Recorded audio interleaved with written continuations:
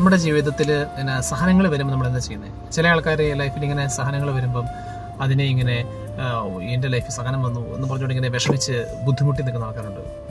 ഞാൻ എന്ത് ചെയ്തിട്ട് ഇതൊക്കെ എൻ്റെ ലൈഫിലേക്ക് വരും, ഞാൻ പ്രാർത്ഥിക്കുന്ന ആളല്ലേ, എൻ്റെ ലൈഫിൽ ഇങ്ങനെ സഹനങ്ങളൊക്കെ വരുമ്പോൾ എനിക്ക് എങ്ങനെയാണ് അങ്ങനെയൊക്കെ പറഞ്ഞുകൊണ്ട് ഇങ്ങനെ അതിനെ പഴി പറഞ്ഞുകൊണ്ടിരിക്കുന്ന ആൾക്കാരുണ്ട്. പക്ഷേ നമ്മളിങ്ങനെ ചില വചനങ്ങൾ ഇങ്ങനെ നമ്മൾ കുറച്ച് വചനങ്ങൾ പഠിക്കണം. പഠിച്ചു കഴിയുമ്പോഴേക്കും ഈ വചനങ്ങൾ പഠിച്ച് ധ്യാനിച്ച് കഴിയുമ്പോൾ നമുക്ക് ആ സഹനത്തിൽ കൂടെ കർത്താവ് നമുക്ക് വേണ്ടി ഒളിച്ചു വെച്ചിരിക്കുന്ന കൃപ നമുക്ക് കിട്ടും.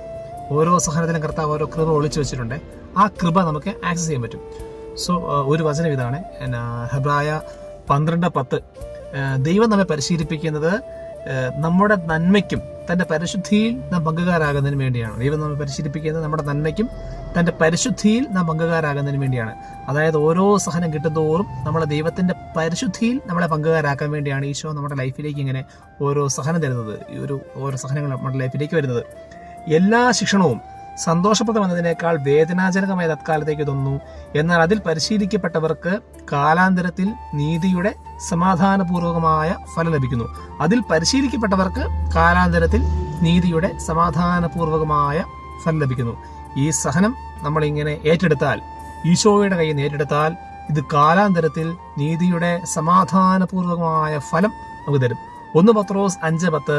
അല്പകാലത്തെ സഹനത്തിന് ശേഷം അവിടുന്ന് നിന്നെ പൂർണ്ണനാക്കുകയും സ്ഥിരീകരിക്കുകയും ശക്തനാക്കുകയും ചെയ്യും. അല്പകാലത്തെ സഹനത്തിന് ശേഷം അവിടെ നിന്നെ പൂർണ്ണനാക്കുകയും സ്ഥിരീകരിക്കുകയും ശക്തനാക്കുകയും ചെയ്യും. ഈ സഹനം കഴിഞ്ഞിട്ടൊരു പീരീഡിലേക്ക് നമ്മൾ ഈ സഹനം ഫേസ് ചെയ്താൽ ഒരു പൂർണ്ണത, ഒരു സ്ഥിരീകരണം, ഒരു ശക്തീകരണം നമ്മൾ വെയിറ്റ് ചെയ്യുന്നുണ്ട്.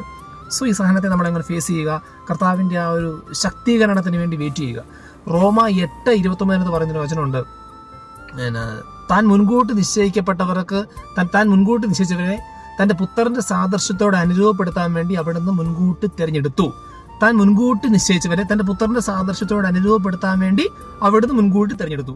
അതായത് നമ്മളെ ഇങ്ങനെ ഈശോ തിരഞ്ഞെടുത്തേക്കാണ്. എന്തിനു വേണ്ടി? തൻ്റെ പുത്രന്റെ സാദൃശ്യത്തോടെ അനുരൂപപ്പെടുത്താൻ വേണ്ടി. നമ്മുടെ ലൈഫിലുണ്ടാകുന്ന ഓരോ സഹനങ്ങളും ഈശോ നമ്മളെ ഇങ്ങനെ ഈശോയെ പോലെ ആക്കാൻ വേണ്ടി തരുന്നൊരു കാര്യമാണ്. നമ്മൾ അതിനെ അങ്ങനെ തന്നെ റിസീവ് ചെയ്യണം. 2 കൊറിന്തോസ് 4:10.